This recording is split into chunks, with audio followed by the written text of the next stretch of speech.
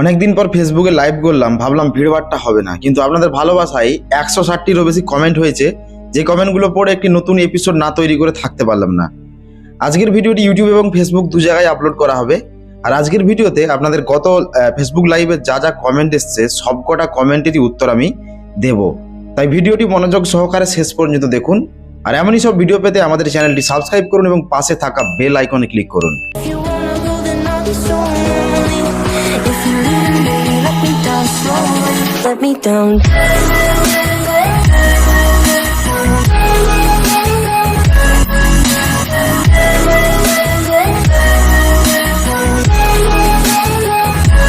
Let me down. প্রথম কমেন্টে আসছি, লিখেছেন রজত রয়। গুরুদেব প্রণাম। আমার জীবনে অনেক সমস্যা চলছে দাদা। শারীরিক অসুস্থতা ও ভালো স্টুডেন্ট থেকে ক্রমান্বয়ে অবনতি হতে হতে পড়াশোনা বাদ দেওয়ার পথে। দাদা একটু আশীর্বাদ কামনা করছি। আশীর্বাদ করেন যেন ঈশ্বর মুক্তি দেন এবং সফলতা দেন। আশীর্বাদ চাই, আর কিছু না।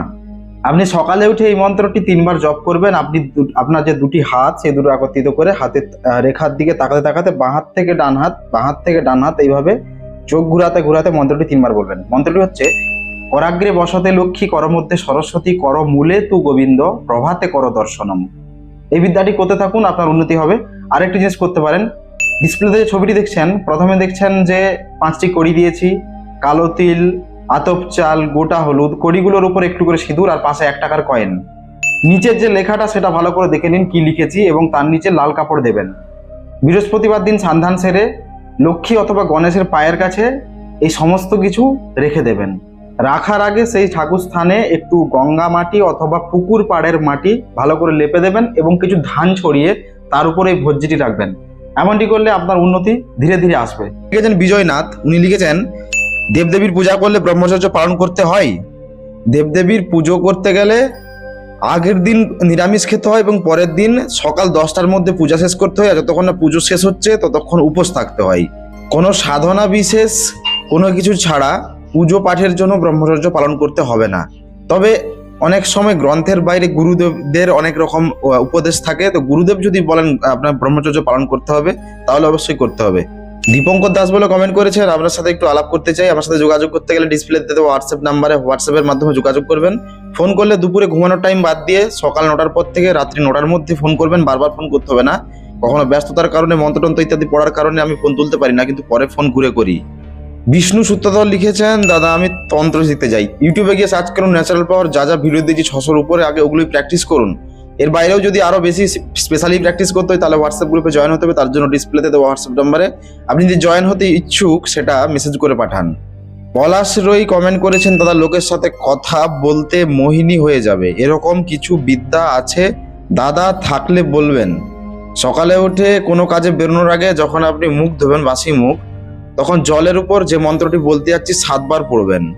মন্ত্রটি পড়বেন ফু, এইভাবে 7বার মন্ত্র পড়বেন। 7বার মন্ত্র শেষে জলে ফু দেবেন, তারপর ওই জল দিয়ে মুখ ধোবেন। আপনি মুখ ধুয়ে মুখটা শুকিয়ে গেলে ওই মুখ ধোয়া অবস্থায় বেরিয়ে যার সাথেই কথা বলবেন সেই লোককে আপনি সহজে পটিয়ে ফেলতে পারবেন, নিজের বশে আনতে পারবেন। মন্ত্রটি হচ্ছে, ওং রাজা প্রজা বন্ধু বান্ধব শ্যালক মিত্রা পরীক্ষ ভব, আলি আলি চালি চালি মহিময় হ্রিং হ্রিং হ্রিং, জগদ্দশা ভুবত সহা। মন্ত্রটি আমি একবার বলছি, ওং রাজা প্রজা বন্ধু বান্ধব শ্যালক মিত্রা পরীক্ষ ভব, আলি আলি চালি চালি মহি হ্রিং হ্রিং হ্রিং, জগদ্দশা ভুবত সহা। ইমন হাসান ছাড়াও অনেকে লিখছেন, কেমন আছি, সবারই আশীর্বাদ এবং ভালোবাসায় ভালো আছি। আপনারা কেমন আছেন অবশ্যই এই ভিডিওর কমেন্টে জানাবেন, আর কোনো প্রশ্ন থাকলে তাও কমেন্টে ছেড়ে দেবেন।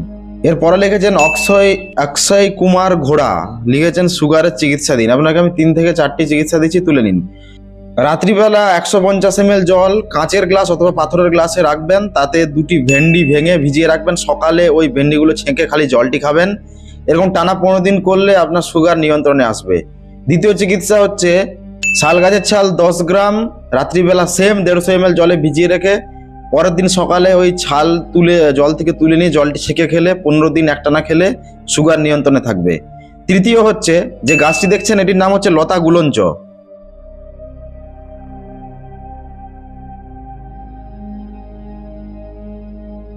এর সবুজ ডাঁটা 2 ইঞ্চি নেবেন এবং 2 টুকরো করে নেবেন। সেম 100 ml জলে আপনি রাত্রে ভিজিয়ে নেবেন, সকালে ডাঁটাগুলি তুলে নেবেন এবং জলটি ছেঁকে টানা 15 দিন খাবেন। এরকমটি করলে সুগার নিয়ন্ত্রণে থাকবে। চতুর্থ চিকিৎসা হচ্ছে তেলাকুচা বা কুচিলা বা লাল কুঁদরি যাই বলেন না কেন, এই গাছের পাতার রস সকালে খালি পেটে মাত্র 2 চামচ যদি প্রতিদিন খেতে পারেন, টানা 15 দিন খেলে আপনার সুগার নিয়ন্ত্রণে থাকবে। পঞ্চম চিকিৎসা হচ্ছে বড় থালা বা গামলাতে স্নানের আধ ঘন্টা আগে একটি উচ্ছে বা করলা, যেটা তেতো হয়, ভাতে সিদ্ধ করে খাবেন, ওনাকে ভেজে খাবেন, কুচি কুচি করে দেবেন এবং অল্প জল দেবেন। এবার 2 পায়ে করে অনেকক্ষণ দলাই মলাই করবেন, মারামারি করবেন, আধা ঘন্টা পরে স্নান করবেন। এমনটিও যদি আপনি 15 দিন টানা করতে থাকেন তাহলে সুগার নিয়ন্ত্রণে আসবে। আর সুগার নিয়ন্ত্রণে চলে এলে সপ্তাহে 2 বার বা 3 বার স্নানের আগে এই নিয়মটি করতে থাকলে সুগার একদম আপনার কন্ট্রোলে থাকবে। এরপরে কমেন্ট লিখে করেছেন কে বাউরি, নমস্কার দাদা, কেমন আছেন? নখ দর্পণটা আপনি করেন কি? দেখুন, নখ দর্পণ শেখা হয়েছে প্রায় বছর 8 আগে। নখ দর্পণ, থালা দর্পণ, পান দর্পণ, তারপর কাঁঠাল পাতা দর্পণ, হাতের তালু দর্পণ, অশ্বত্থ পাতায় দর্পণ, গ্লাসের জলে দর্পণ, কাঁসার ঘটিতে, কাঁসার থালাতে, আয়নাতে বিভিন্ন দর্পণ আছে। যখন যেটা হাতের সামনে থাকে সেটা দিয়ে দর্পণ করা হয়। তবে বিশেষ ইমার্জেন্সি, চুরি চামারি, অ্যাক্সিডেন্ট, কিভাবে মূল্য, বাস্তু এইসব গণনা ছাড়া এমনিতেই কোনো তুলা রাশি ডেকে নিয়ে এসে বা কোনো বালিকা বা কোনো বাচ্চা বালককে নিয়ে এসে আমি দর্পণের কাজ করি না। বাদ বাকি সমস্ত দর্পণই জানা আছে। এক্সাম্পল আপনাকে মন্ত্রগুলো বলছি, যেমন নখ দর্পণ মন্ত্র: মহাদেবী কালিকা সত্র চলিয়ায়, কিঙ্কিনি ঝিনঝিনি বাজেরাঙা পায়, শ্বেত পর্বতে চলিয়ায়, আইরে রাজা সৌভট্ট রায়। কাঁসার থালায় দর্পণ: কংসবাণী কংসপাড়ি ধবল বরণ ধরে, কাঁসা পড়ে দিলাম আমি অমুকের কোলে, ডান যুগুন ভূতপে তুমুকে সারিয়ে, বাস্তু বাইন ডারি মধ্যে যে কারো আকর্ষণ, আমার এই দর্পণে আসি দাও দর্শন। ওং মুং ক্লিং দ্রিং ফট সোহা। ওর আয়না দর্পণ আছে: দোহাই হরতালি, দোহাই মাকালি, দোহাই 36 কোটি দেবতার, আমার এই আয়নায় করিয়া আবার অমুকের পুত্র অমুক কি করিয়াছে তাহা আয়নার মুঝে দর্শন করাও। ওম ক্রিং ক্রিং সোহা। জলের মধ্যে দর্পণ করলে জল শুদ্ধ, স্থল শুদ্ধ, শুদ্ধ অপঞ্চয়, নাবিষ্কুণ্ড সব শুদ্ধ, কাউর কামাখ্যা দেবের আজ্ঞায়, শীঘ্র লাগ শীঘ্র লাগ শীঘ্র লাগ ইত্যাদি বিভিন্ন মন্ত্র রয়েছে। যখন যেটা প্রয়োজন হয় বা হাতের সামনে যে সামগ্রী থাকে তার উপরে দর্পণ করা হয়। চলে যাচ্ছি এর পরের কমেন্টে। প্রিয়া পাল লিখেছেন মোটর বাইকের গ্যারেজ কিভাবে কাস্টমার বাড়বে। দেখুন, গ্যারেজ 2 রকম ভাবে বলা হয়। একটা হলো রিপেয়ারের আর একটা হলো স্ট্যান্ড, মানে বাইকটাকে জমা রাখার জন্য। এখন কোনটা আছে আপনি তো বলেননি, তো ব্যবসা নিয়ে আমি আপনাকে একটি টোটকা বলে দিচ্ছি। অমাবস্যা যোগে বা অমাবস্যা চলাকালীন, অমাবস্যা রাত্রিবেলা লক্ষ্য রাখতে হবে কোন গাছে বাদুড় ঝুলে আছে। ওই গাছের ছাল অমাবস্যা চলাকালীন গুরুমন্ত্র বা গুরু দীক্ষা মন্ত্রটি 10 বার পড়ার পর দাঁতে করে কামড়ে ওই ছাল তুলে নিয়ে আসতে হবে।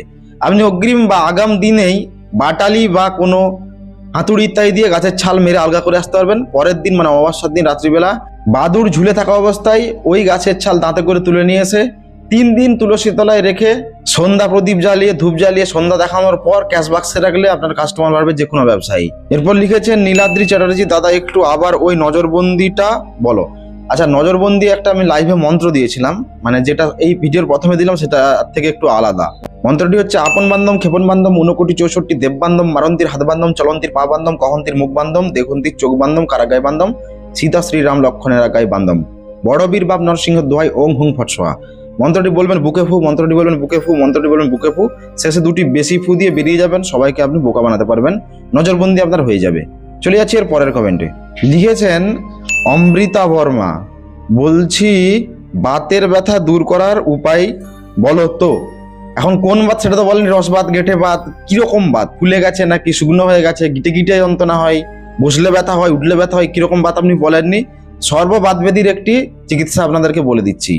পুরানো ঘি, একদম কালো হয়ে গেছে, নষ্ট হয়ে গেছে, গন্ধ হয়ে গেছে, পুরানো ঘি জোগাড় করবেন।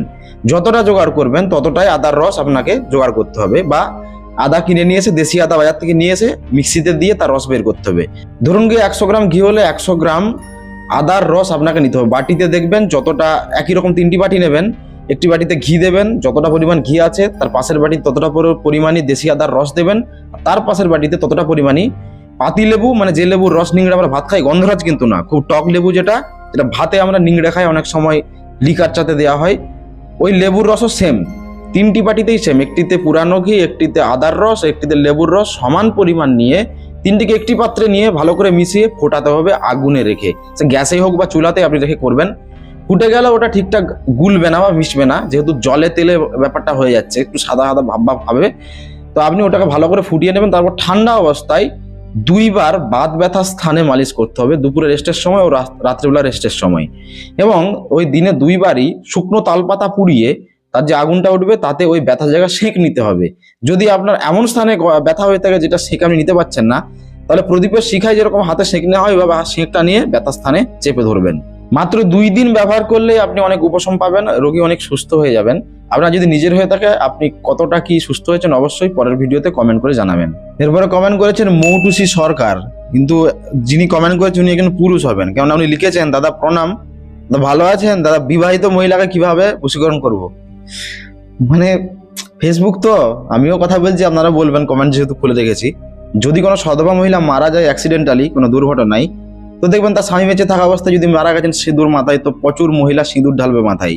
কোনো মহিলাকে পটিয়ে হোক, কোনো মহিলার দ্বারা, বা আপনি নিজেই আগুন দেওয়ার আগে মাথার থেকে অল্প সিঁদুর ঝেড়ে নেবেন একটি কৌটোয়। সেই সিঁদুর নিয়ে পরপর 3 দিন ওই শ্মশানে মাটির পাত্রে করে কিছু ভাত, একটি মাছ ভাজা ও জল নিয়ে ওই শ্মশানে যাবেন 3 দিন, মরার দিন, তারপরের দিন, তারপরের দিন।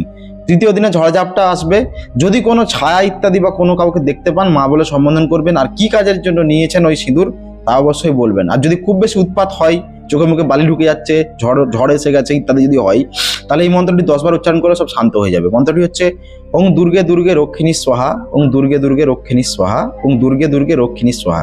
10 বার বলে সব ঠান্ডা হয়ে যাবে। এবার যদি কোনো মহিলা আপনার পথ আটকায়, তাকে মা বলে সম্বোধন করে আপনি কি কাজের জন্য নিচ্ছেন সেটা বলে আশীর্বাদ দিয়ে চলে আসবেন। এরপর প্রয়োগ করতে গেলে আপনি ওই সিঁদুর যে কোনো বিবাহিত মহিলার স্মৃতিতে যদি আড়ালে দিয়ে দিতে পারেন, সাথে সাথেই সেই ব্যক্তি আপনার বশীভূত হবেন। এরপর কমেন্ট করেছেন পলাশ রয়, লোকের চোখ না লাগার জন্য কি করতে হবে? মাদুলি তো বানাতে হবে, কিন্তু এত কিছু সামগ্রী এই ভিডিওতে বলতে পারবো না। একটি মন্ত্র দিয়ে দিচ্ছি, ওটা সকালবেলা উঠে বেরোনোর আগে মন্ত্রটি পড়বেন, বুকে ফু পড়বেন, বুকে ফু পড়বেন, বুকে ফু, শেষে দুটো বেশি ফু দিয়ে বেরিয়ে যাবেন, আর কেউ কিছু করতে পারবে না। মন্ত্রটি হচ্ছে হস্তবন্দি পদবন্দি বন্দি বক্ষ শির, মুখে বিজয়িনী শিরে রঘুবীর, ওং রং লং জং বং সং হংস, নরসিংহ মন্ত্রতে আমার অঙ্গের নাই ধ্বংস, বীজ নাহি মানি যে বা পরশে মমকাই, ভবানী শহীদ ভব অজির্লন্তাই, কারাগায় মা জগৎ কুমারী দেবী সোহা। চলে যাচ্ছি এর পরের কমেন্টে লিখেছেন চয়ন মাইতি, কমেন্টে লিখেছেন অমাবস্যায় মেরে ফেলা ছুঁচোর হাড়ি দিক করতে হবে। অমাবস্যার দিন বাঁ হাতে করে অমাবস্যা চলাকালীন ছুঁচোকে ঝাড়ু মেরে মারতে হবে, এক ঝাড়াই মারতে পারলে খুব ভালো হয়। নিয়ে 3 রাস্তা মোড়ে পুঁতে দিতে হবে। পুঁতে দিয়ে সেই যেখানে পুঁতেছেন সেখানে ধূপ জ্বালিয়ে তার উপর বসে এই মন্ত্রটি 9 বার করে টানা 9 দিন, মানে যেই দিন পুঁতেছেন সেই দিনও 9 বার, তারপরের দিনও 9 বার, এইভাবে টানা 9 দিন প্রতিদিন 9 বার করে মন্ত্রটি পড়ে আসতে হবে। মন্ত্রটি হচ্ছে ওং তেজ কৈলাস মাতা ঈশ্বরস্থানে ব্রহ্ম বিষ্ণু ধ্যান করি, বসি যোগাসনে আমি ভক্ত তোমায় ডাকি, এসো কৈলাস ছাড়ি, দোহাই দোহাই শিবের মাগো এসো তরা করি, ওং হ্রিং ক্রিং দ্রিং হুং ফট, ওং হ্রিং ক্লিং রিং দ্রিং উত্তম ওং ক্র ফট স্বাহা। শেষ দিনে মন্ত্র জপের পর ওই ছুঁচো বের করে সব হাড়গুলি আলাদা করে নেবেন। এবার জোয়ারের জল, নদীতে যখন জল বেশি থাকবে স্রোতের দিকে আপনি প্রত্যেকটি হাড় ছাড়বেন। দেখুন একটি হাড় স্রোতের বিপরীত দিকে ছুটবে, যেদিক দিয়ে টেনে নিয়ে যাওয়ার কথা স্রোতে তার উল্টো দিকে চলে যাবে। সেই হাড়টি ধরে নিয়ে চলে আসবেন। ওই হাড় নিয়ে এসে আপনি ওই হাড়কে যার নাম বলবেন যে এই অমুককে বশ করতে হবে, তার নাম বলে বেরিয়ে আর সেই ব্যক্তিকে স্পর্শ করালেই সেই লোক আপনার সঙ্গে সঙ্গে বশীভূত হবেন। এছাড়াও আরো বিভিন্ন কাজ হয় ওই হাড় দিয়ে, এই নিয়ে পরবর্তী ভিডিওতে বলা হবে। একজন লিখেছেন কি ফটিক মন্ডল গুজি আমার দুধ থেকে বশীকরণ করে দেন। দেখুন যে কাজই করি না কেন সেটা এই কমেন্টের মাধ্যমে তো নিশ্চয়ই হবে না, তার জন্য হোয়াটসঅ্যাপে যোগাযোগ করুন, সমস্যা জানান, গণনা করে দেখি হবে কি না হবে, তারপরে তো কাজ হবে। অবশ্যই হোয়াটসঅ্যাপ করবেন 9932603597 এই নাম্বারে। এরপরে কমেন্ট করছেন, লিখেছেন সাগর কুমার, ঘর থেকে একটি জিনিস চুরি হয়ে গেছে, চাল অথবা রুটি পোড়াটি দেবেন। দেখুন চাল পোড়া হোক রুটি পোড়া সেটা তো লোকটাকে খাওয়াতে হবে, তবে তো সত্যিটা বেরোবে।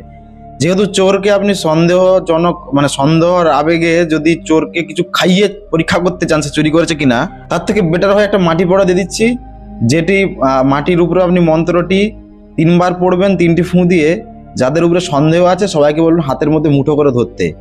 তারপর তারা যখন মুঠো করে নেবে তখন মন্ত্রটি বিড়বিড় করে যত বেশি পারা যায় মন্ত্রটি উচ্চারণ করতেই থাকবেন, কোনো ফুঁ দিতে হবে না। এমনটি করতে থাকলে যে চোর তার হাতের মুঠো আর খুলবে না, যে চোর তার মুঠোটা আর খুলবেই না ওই মাটি ধরা হাতের মুঠোটা, অতএব সে ভয়ে স্বীকার করে নেবে অথবা ওখান থেকে দৌড়ে পালাবে। মন্ত্রটি হচ্ছে ধুলধুল ধুলা পঞ্চভূতের পয়লা খেলা, ধুলার নাগর ধুলার নগর, ধুলার গুণে চোরে ধর, আমার দ্রব্য যে করেছে চুরি, ধুলার গুণে শীঘ্র ধরি, হ্রিং হ্রিং মুঠিসার কালির বর। এর পরে কমেন্ট করেছেন বিজয়নাথ, শ্বাসকষ্টের কোনো ব্যবস্থা আছে? তাবিজ, আচ্ছা মাদুলি দিয়ে। এর জন্য কি করবেন, যে কোনো শনি মঙ্গলবার দিন কাঠবিড়ালি ধরে তার পিঠ থেকে 3 থেকে 4টি বা আরো বেশি সংখ্যক যদি হয়, মোটামুটি 3টের কম না হয়, লোম তুলে ছেড়ে দেবেন।